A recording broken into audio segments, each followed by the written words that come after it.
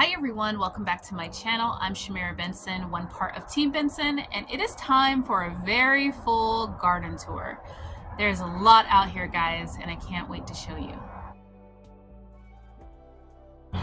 So guys, first and foremost, I want to say a big welcome to our channel for all of our new subscribers. We got over 500 new subscribers in the last month.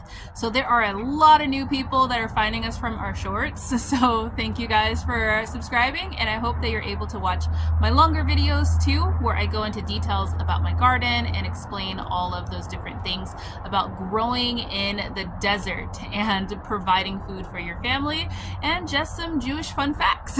So thank you guys for being here. Thank you guys that have already been subscribed and are my OGs. I really appreciate you guys. And yeah, let's get into this garden tour, guys, because it's so beautiful. I'm just loving being out here. I've been sitting out here actually for probably about a solid hour, just drinking my tea, watching the hummingbirds, and now the bees and the lizards. Frank isn't back here yet, but there is a new lizard. Hopefully we'll be able to see him too. So guys, if you're new to my channel, I like to name my wildlife. We have Frank that has been in my garden for a couple years.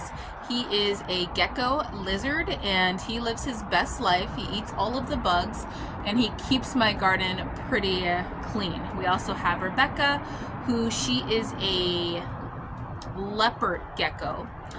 And she's a lot bigger. She's a lot harder to get on camera because she does not crawl on the walls. She stays at the bottom of the ground and kind of runs around. We also have Henry, who's a squirrel who likes to eat stuff. So we plant a little bit extra from him. Now this new gecko, I think it's a gecko, but it's red. So I don't know. I haven't got cozied up to it yet, so it doesn't love me yet. So this is my small space garden. It is the size of a townhouse backyard. As you can see, I live in a townhouse and we try and make the most out of the space. Now most of the garden, as you can see, is on this patio, so it's in pots, but I do have some spots out there where we are growing in the ground. So you can do a lot in a small space, and I'm here to show you guys. So here is my Vego garden bed. This is our herb bed, and I was so lucky that Vego did send us this garden bed to sponsor our videos for our garden tours. Now we have Thai basil here, who has started to flower. Isn't that gorgeous? I think Thai basil is the most beautiful flower ever. And then we have some sage tucked in below it that is doing really well. We have our trio of sage, thyme, and rosemary. We have carrots over here that are looking absolutely amazing. You can even start to feel them down in there. I don't want to disturb them too much, but you can feel them down in there. Our leeks are starting to get a little bit of a base on them, so that's nice. We have a random celery over here that I swear after the rains just grew overnight. It got so big. And then we have our chervil here, which I'm going to be doing a video about how I pre-make all of our chicken. So the chervil is one of those things that I'm going to be using for that. And then we have some oregano, we have a thyme, we have parsley here, parsley there. Our chives have come back. Yay, our garlic chives. We've been missing those on our potatoes. We have a little sage right there. And then we have some sweet marjoram right here and some spearmint right there. This is just my insert to remind you to grow an herb garden because it's healthier for you. So if you haven't grown anything in your garden and you don't know what to start with your herbs, because then you can replace bottled seasoning and life will be so much healthier for you. Down below here we have our mustard greens, some rosemary, and some collard greens in a pot. And then we have our brassica bed here. So this one is considered a raised bed, but it is on top of a patio. So it is still kind of like a big giant pot. Now we have garlic going in between here. So all of these little spaces in between all these green leaves here there are garlic. It is collard greens that are on the sides of it. We have some dinosaur kale. We have our Brussels sprouts that I need to try and cut back a little bit to see if we can actually grow some Brussels sprouts. We have a nice, beautiful lettuce that I still need to come in and harvest some out of that one. We have garlic back there too, with some more dinosaur kale here. Look at this celery. Guys, we're already about to need another big celery harvest because it is already getting huge. We have some romaine lettuce here, some more dinosaur kale here. And look at here, guys, our onions are starting to pop up. I planted onions in between all of these little spaces, and yes, they are popping up. So we'll have onions too, and our big beautiful Swiss chard. Right in front of it, we also have some mustard greens, and then we have some radishes and turnips that are planted in there, right here in front of it.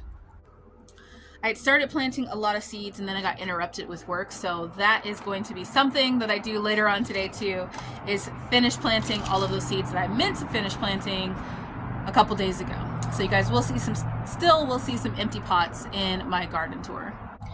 Now over here we have a spicy shishito pepper, and we have our regular shishito peppers here and here and here. But you guys aren't growing shishito peppers. They produce so much. I need to come in here and grab some more already. We have a blackberry right here that has not realized that the temperatures have warmed up yet. We have a nice Jersey cabbage. Look at that. Oh, it's starting to get a little bit of a head on it. I'm so excited. This year I'm going to wait and I'm going to let it just completely grow, and then hopefully we have one for our corned beef and cabbage for St. Patrick's Day. We have Big Nisi here, which is Miss Eggy's daughter. This is Miss Eggy, who is our 5-year-old plant. She has an eggplant right there on her, so she's already producing again. Big Nisi starting to grow. She's one of our namesake plants. We have onions growing around her, so that's pretty nice. They're popping up. We have some sweet alyssum here and some peppermint right there. And then we have our ever so amazing smelling chocolate mint right there. And then we're going out here, guys, where we have giant things like our black cherry tomato. You guys see how big this thing has gotten? It is already almost halfway on this arch, and it's reaching about halfway on that arch too. But it is covered in tomatoes. When you get in here, which I need to prune it, it's just covered in tomatoes. They're everywhere. I'm so excited. Now tucked in below it, we have our Genovese basil, which I cannot believe this thing lasted all winter long. Normally my basil does not last that long. And then we have on the other side of it some cabbage here, which I really do need to prune it because it's starting to take over the entire garden, it feels like. But we have some cabbage there. We have some peas right here growing. There's just one or two plants growing in that tomato. We have a romaine tomato right back there. And then we have collard greens all throughout here with some celery right throughout there. And then also some cilantro and some romaine lettuce. But this bed's looking really, really nice. And then right below it, we planted some flowers. We have some sweet alyssum, and then our snapdragon is starting to come back alive. So the plan is to do a big harvest video this week. Now I did a big harvest video, and then I've been doing videos on what I've been doing with the harvest. So you guys will see those coming out hopefully this week coming up. It takes a lot for me to film in the kitchen because I work from home, and sometimes my husband works from home, and we also have staff that works here too for my business. So sometimes it's a house full of people and I'm just trying to cook in between my meetings or preserve in between my meetings. But those videos are coming. Now, speaking of needing to harvest, we have our broccoli over here. And see guys, this is why you don't pull your broccoli after you pull the main head, because there's just shoots everywhere on it. And so this is going to be a whole nother meal of just broccoli shoots. Now down below it, we have more onions coming in. So these onions are doing pretty nice. I do need to take off more of this onion grass. I've been letting it dry out so I can use some of it for mulch. But yeah, this one's doing pretty well, and it needs to come back for the spring. So as you can see, it's already starting to put off its new spring leaves, but I need to go ahead and get all these dead ones out of here. We have a parsley over here that's needing to be harvested. Look at these peas, guys. You guys know how long I have been waiting for my peas to come in, and now all of a sudden, you see this? They want to pop out of the ground. So we'll see how long they last. Now over here we have some, this one is a Ukrainian gold beet right down there that's starting to get really big. And then we have some Detroit red beets right there that are looking really big. And we have an early girl tomato that is starting to yellow. Now we planted that one. That one was a start that we have purchased from a nursery, and I think that that one needs some food. So even though it has a lot of food in the bed and it has some garden time down below in the soil too, it still shouldn't be yellowing. Now it could be because really wasn't the time to buy like starts, like the tomatoes should already be looking like that, or at least like my one down there. But yeah, I'm gonna go ahead and give it some fish fertilizer and see if that helps it, because we want to make sure that it's nice and healthy being there and growing there, so it can grow a lot of tomatoes for us. Now in these pots we have different types of turmeric that I'm hoping grows beautifully this year. We have our sweet Marconi peppers. These ones are so big. Look at how big those peppers are getting. I'm just patiently waiting for them to turn red. But those are some big peppers. And then we have some thumb tom tomatoes down below there. We have a lemon balm right there. And then we have some yarrow growing in here. We got to make sure these weeds don't try and take over in this bed too, because we don't want that. This I'm trying to make a medicinal herb bed. We have some hyssop that is finally starting to take root a little bit. And then I planted some echinacea. Still got to take control. I feel like I'm going to get to the point to where it's going to get out of control, guys. So yell at me in the comments to not have that growing, so it reminds me to do it. But we have another one growing right here. This is nasturtium.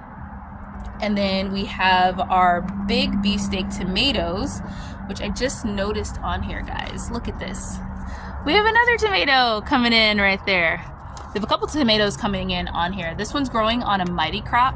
If you guys have a small space garden and you haven't grown on a mighty crop, you totally should. There's another mighty crop in there, but it's made this whole thing, just kind of kept it at like a little bush so that then it's not out of control. But I'm excited for these tomatoes. These ones I planted in memory of my mom because they were her favorite tomatoes to grow. One thing I love about my garden is that I've been able to personalize it with just different things, like plants that remind me of friends and family that passed, or even that are still here, or like my friends' favorite like plants that they want to eat, and so they can't wait to come over for a dinner party because they're watching my garden waiting for like greens to come in. So it makes me really happy to be back here because I get to see the joy that my garden brings, even when the people that I'm remembering aren't here in my garden with me. Now in our second Vego garden bed, we have potatoes, and look at all of these potatoes. These potatoes are really starting to pop up and come in. I cannot wait. I think that this is going to be a great potato harvest this year.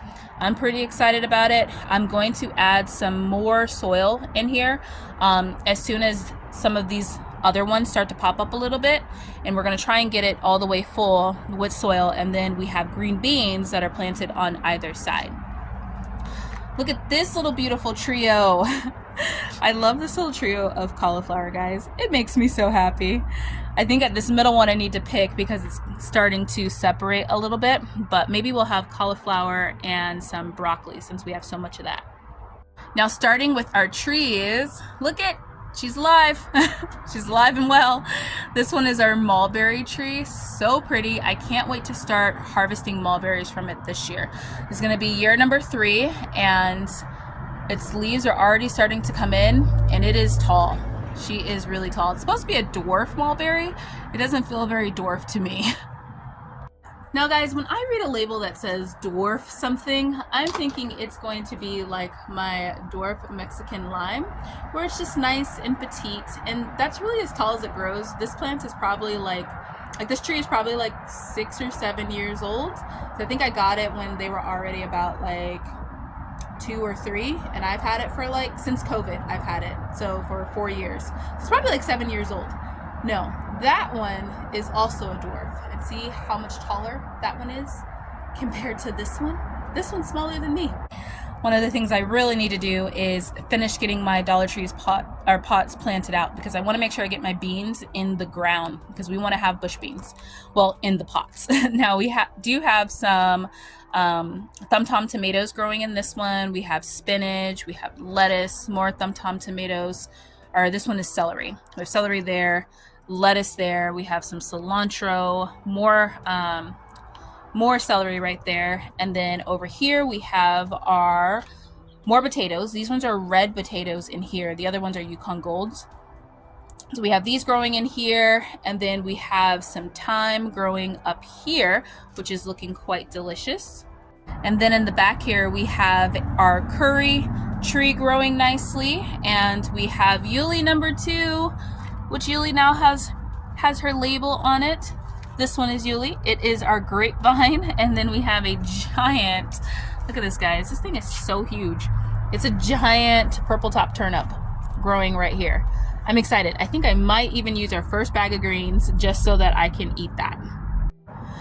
So if you guys haven't been following my shorts, I'm trying to grow 15 bags of mixed greens. So it's collard greens, kale, and mustard greens, so that then we can have greens in the freezer to eat at least twice a month when I don't have greens fresh in my garden. So I'm currently not eating the fresh greens out of my garden because I'm trying to do the challenge, but that turnip might make me eat bag number 1. Now up here we have a lot going on. We have some collard greens growing right back there. We have some celery growing right back there. We have our garlic looking amazing. Got more garlic there. And look, guys, I thought that this garlic wasn't gonna pop up, but we got there and there coming through. I think there's one more here somewhere, but yeah, all of our garlic looks like it sprouted. We have some onions in this pot right here. Below we have garlic on this side and this side, some fingerling carrots in the middle, and then we have celery here, and dinosaur kale there, and then we have some collards there and more dinosaur kale there, and then our green onions right down here. Now over here are our hot peppers. We have our Anaheim pepper right here. We have Diane back here, who is, we don't know what Diane is, but look at there. Look at those little flowers coming in. Really hoping Diane's a serrano. And then we have her jalapeno right here, which is starting to grow a lot of new leaves. So the jalapeno has produced so much, so we just need to let that grow back all of its leaves. And then we have our, still not sure what type of pepper it is. Still thinking maybe either Hungarian wax or banana pepper, but it's looking quite nice. Look at that. If you guys know what that is, let me know. I can't wait to try that pepper. And then we have our cayenne pepper right over here. Just looking great. So guys, that's it. That is the garden in a big giant nutshell.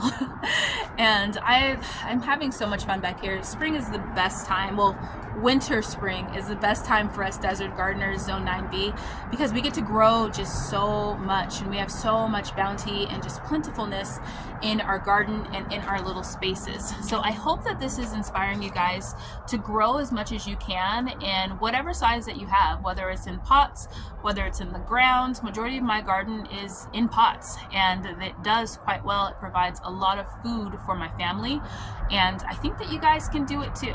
Just don't give up on yourselves, keep growing, and until next time, grow yourselves a garden, because even a small space can provide you with tons of food. Bye guys.